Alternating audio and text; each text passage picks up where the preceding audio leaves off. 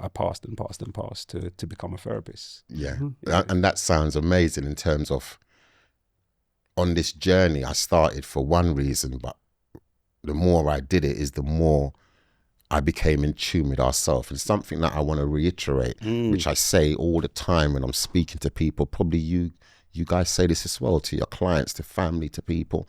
We've all got stuff. We've all got stuff that we've experienced, that we've gone through, and it can affect you in so many ways. 100%. It can affect your communication with your family. It can affect your communication at work.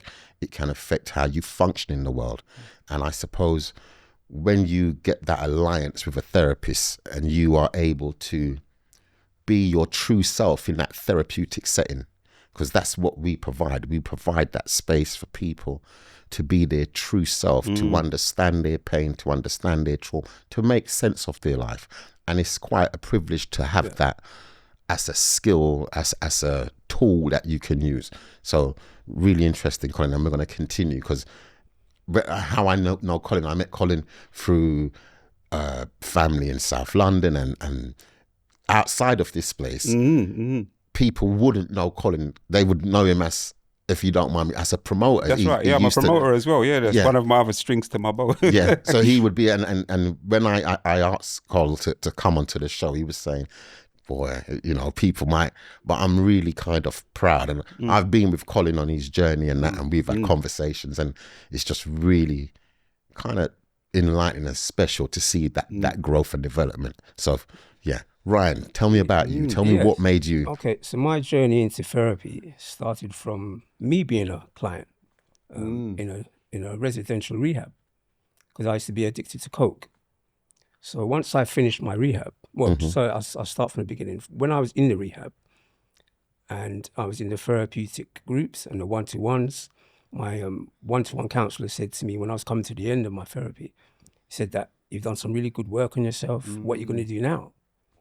So I always liked, I was always interested in how people think. I used to read books called Murder in Mind. There was about books about criminals, and I was always fascinated as to why someone done something rather than just judge them. So I was always interested in how the mind works. So once I got sober in 2002, I left the rehab and I said, I'm going to study to be a therapist. So my journey was very focused. As soon as I left the rehab, I knew that I wanted to be a therapist, because prior to that, all I ever knew was crime. Yeah. Right? Crime and drugs. So that was my way out. Once I got past the, my addiction process, and I finished my residential rehab, I went straight into college, and then I went straight through, and it was plain sailing. How challenging was that for you, making that transition?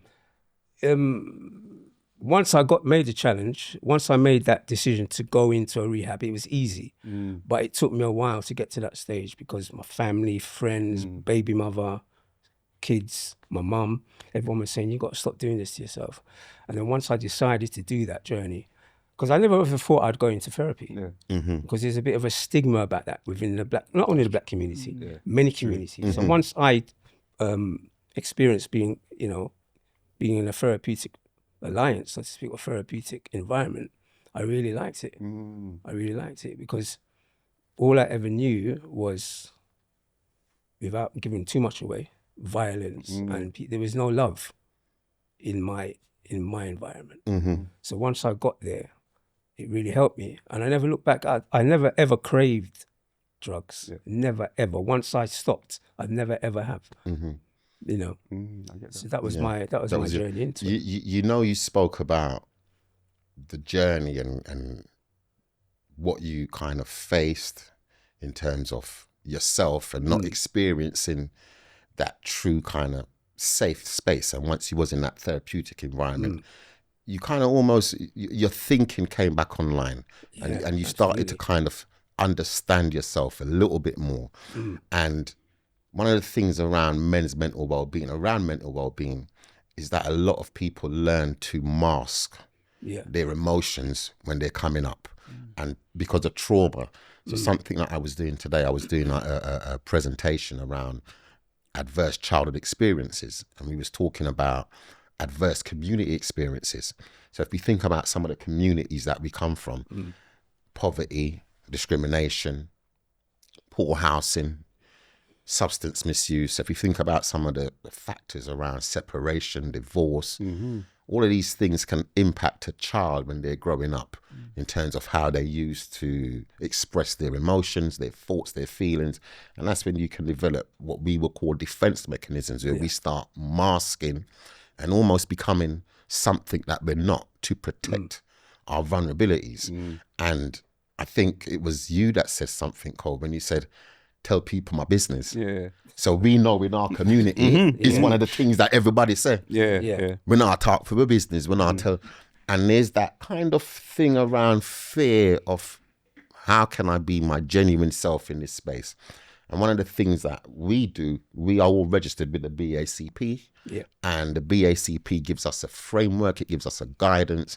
And one of the things that Dwayne spoke about is confidentiality, is about trust.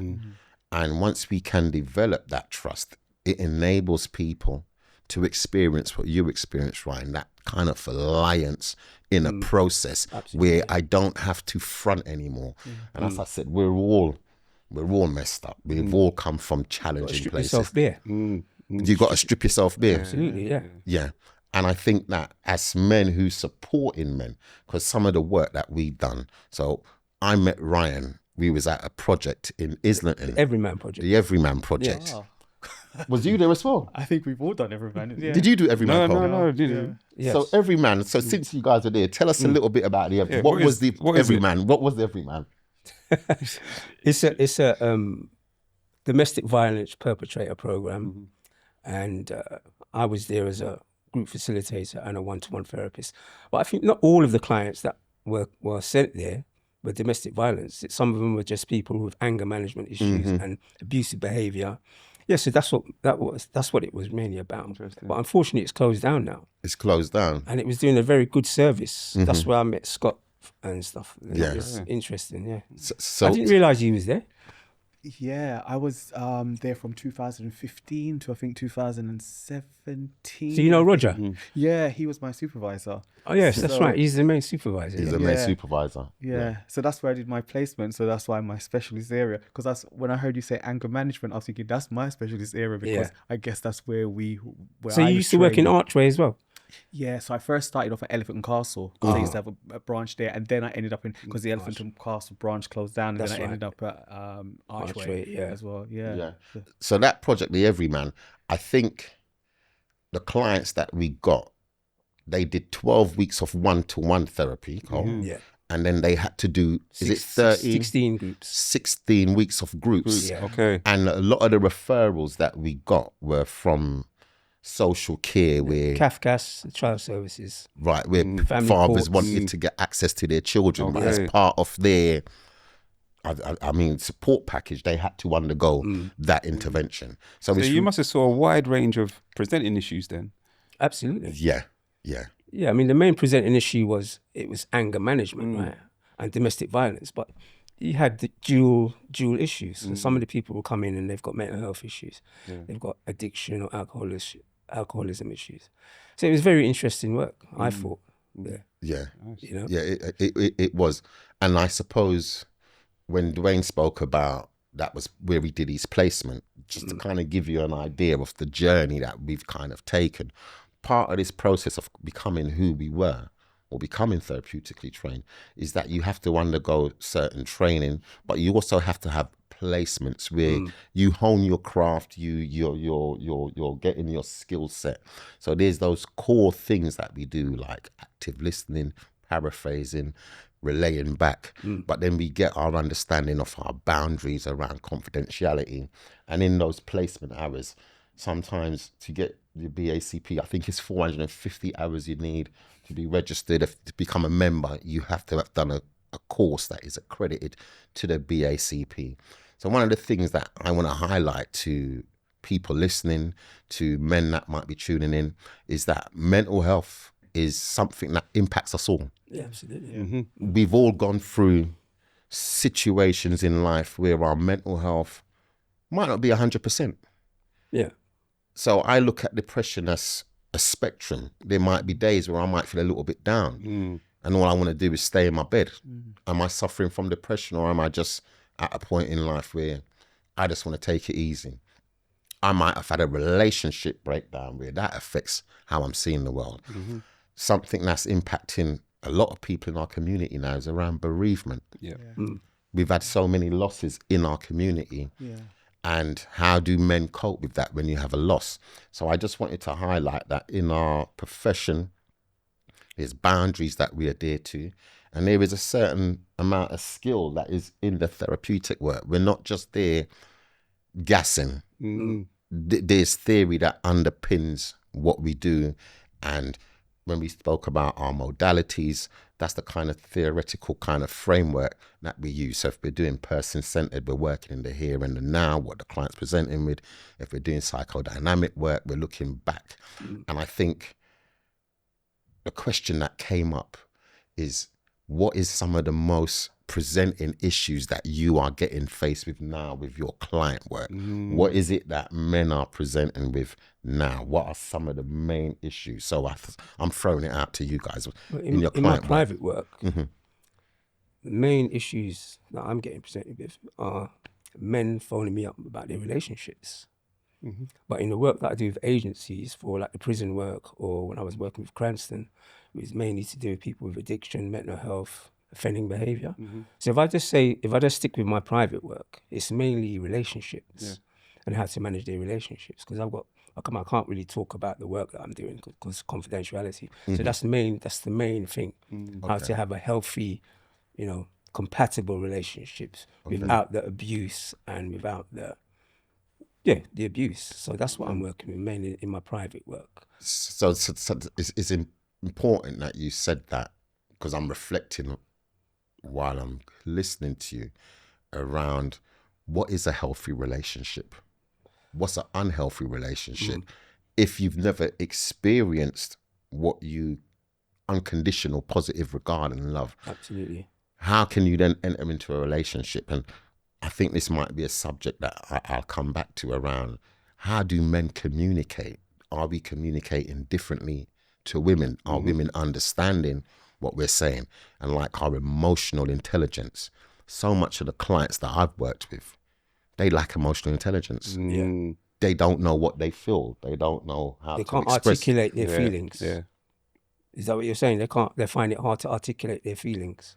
Yeah, like when you speak, like if we go out on the road and we're chatting to a man on how you doing, bruv? I'm good, Yeah. I'm okay. And it's parked there. It stops. Yeah, it stopped there. But when you really check it, and if you have something, they go into different parts around how they're feeling. And one of the things that I say we can do to help other men understand their emotions, if you are kind of got that emotional literacy, is to use emotive language. So to express to people, actually, that made me feel like this, or I felt misunderstood, or it's not a